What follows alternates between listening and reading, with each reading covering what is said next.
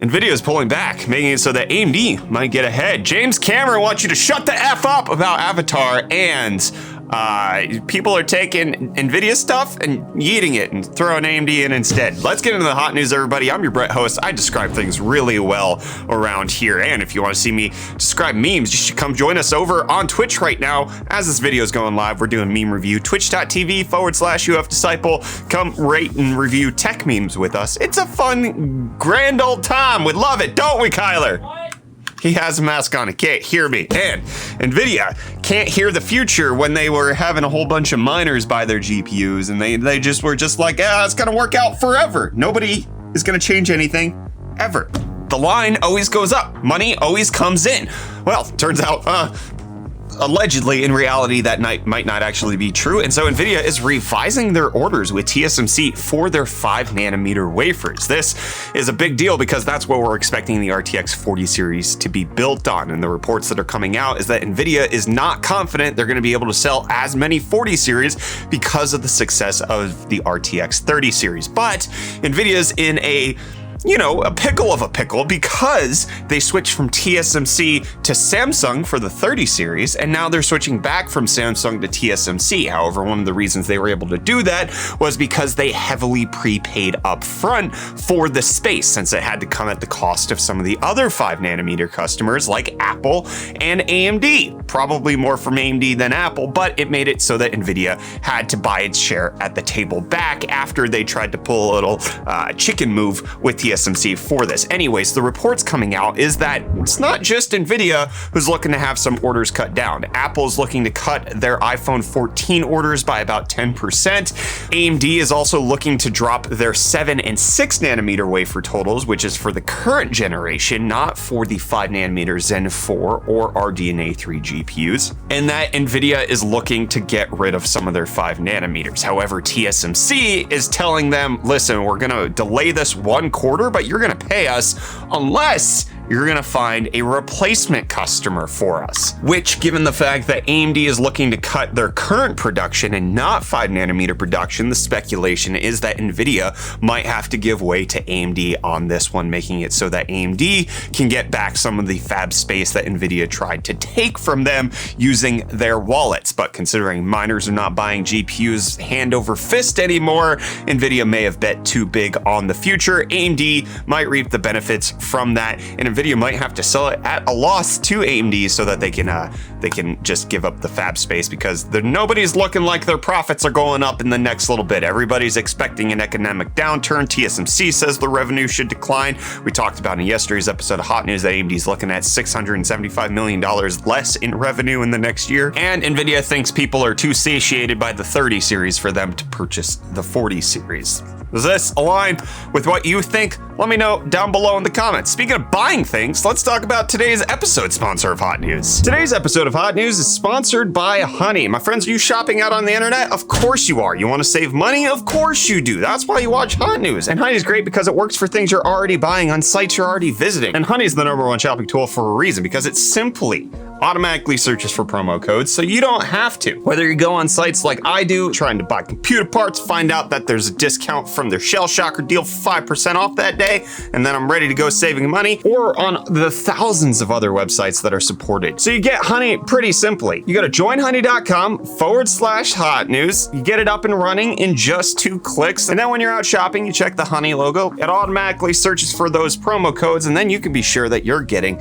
the best deal that Honey can find. So again, that's going to joinhoney.com/hot news. Big thanks to Honey for sponsoring today's video.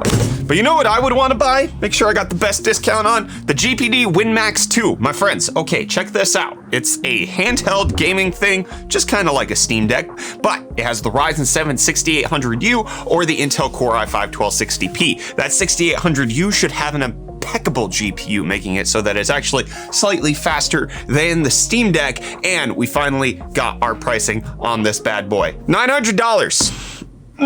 That's the 6800U, 16 gigs of RAM, and 128 gig SSD. But that's for the Indiegogo model. There will be a base retail model that will have a 1 terabyte SSD, but it'll bump the cost up to $1159. And that is with the Intel i5 1260p. You can upgrade it to get 32 gigs of RAM, 2 terabytes of storage, a bit more customizable than the Steam Deck. It does have a keyboard, as you can see here. There's a lot of good specs surrounding this. That 6800U has me the most excited for it. I probably am not going to get one of these, but again, I think this proves a little bit of the Steam Deck's value in the fact that you can get for $650 get a solid handheld console. I just got mine. Kyler, can you bring me my Steam Deck? The new one. Sorry, there's so many laying around. I don't know which one. I know, we have a lot of Steam Deck stuff going on. Whoa. Oh no, whoa. That was a joke. Oh! Things are a little tricky around here because we have multiple Steam Decks at this point, but this is my 512 gig version. It's got the embossed Steam Deck logo on here.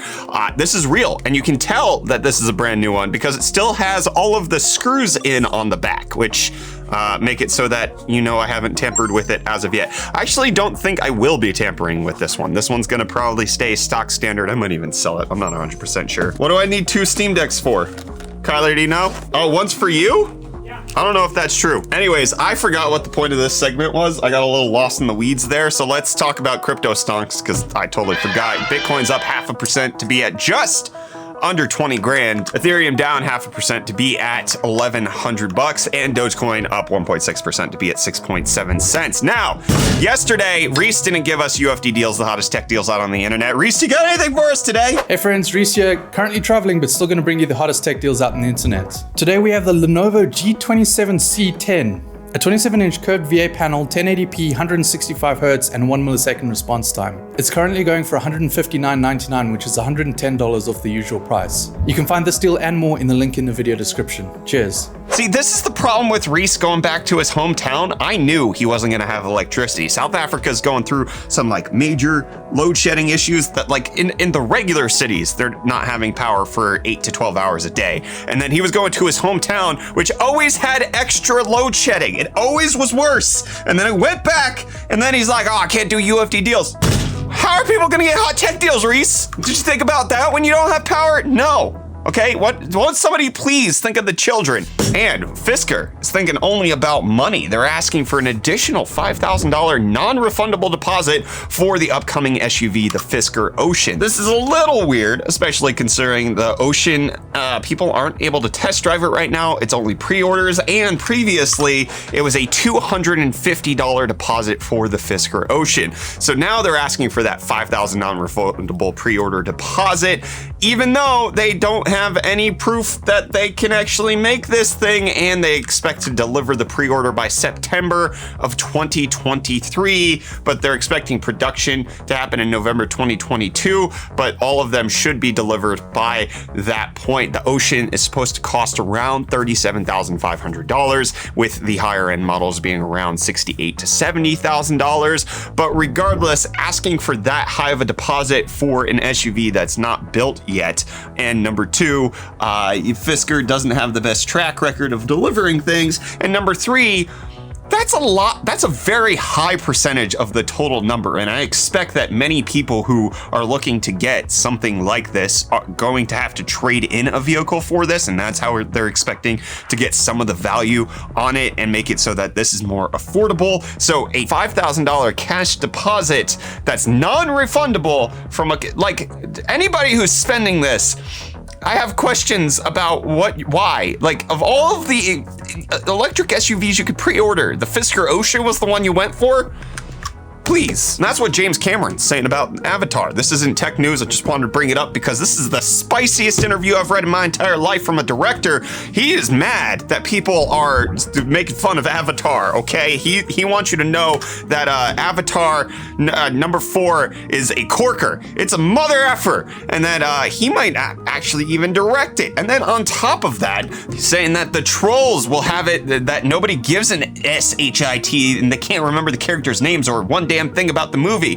Then they see the movie again and go, oh, okay, excuse me, let me just shut the F up right now. So I'm not worried about that. And then also talking about he's not concerned about people's ability to watch the 3-hour runtime on the second film, saying, I don't want anybody whining about length when they sit and binge watch television for 8 hours. I can almost write this part of the review. The agonizingly long 3-hour movie. It's like, give me an effing break. I watch my kids sit and do 5 1-hour episodes in a row. Here's the big social paradigm shift that has to happen. It's okay to get up and pee. No, what the heck? Okay, number one. All right, just because I can binge watch a season of TV, I'm able to pause it whenever I want. I'm able to go to the bathroom whenever I want and not actually miss anything. I'm in the comfort of my own home. I don't have to sit in one space. I don't have to sit down and shut up. I can talk to my wife during the episode and not bug anybody else. That's number one. Number two, how do I know when it's okay to get up and go pee in a movie? Huh?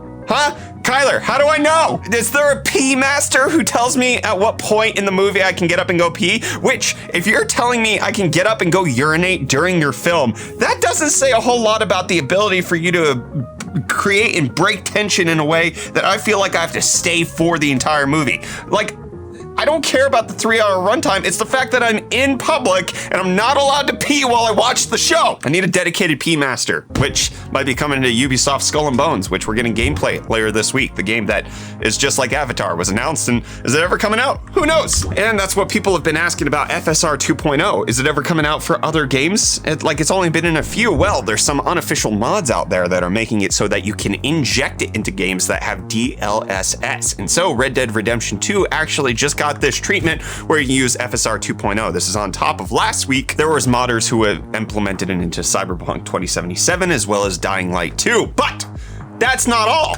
Wait.